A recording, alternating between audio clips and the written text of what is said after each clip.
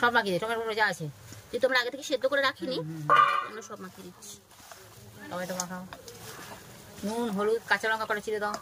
কাঁচা লঙ্কা ছিঁড়া তো নেই আমার কাছে, বৌমাকে বলো কাঁচা লঙ্কা ছিঁড়া দাও তো। টমেটোটাও দিয়ে দিচ্ছি, ঠিক আছে। দাও হলুদ গুঁড়ো লঙ্কার গুঁড়ো কাঁচা লঙ্কা পড়ছে দেয়।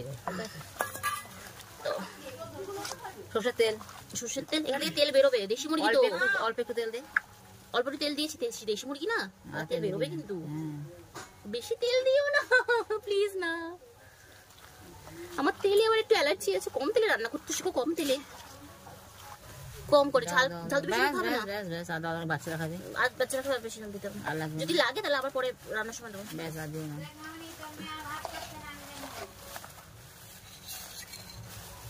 টক দইটা কম আছে সেজন্য আমি টক দইটাও দিয়ে দিলাম একসাথে, ঠিক আছে।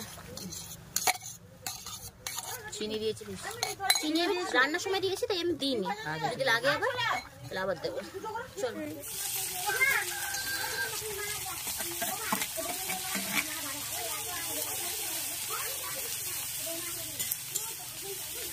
পেঁয়াজ ভাজার সময় একটু চিনি দিয়ে দিলে এই কালারটা ভালো আসে, একটা ভালো কালার আসে, লাল লাল লাল লাল। একটু নুন দিয়ে দিলে কি বলতো পেঁয়াজটা এই হবে ভালো।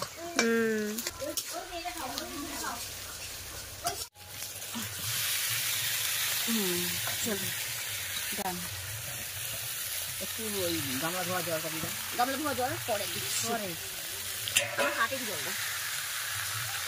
হ্যাঁ তেল ছাড়বে, একটু চিনি দিয়ে দেবো,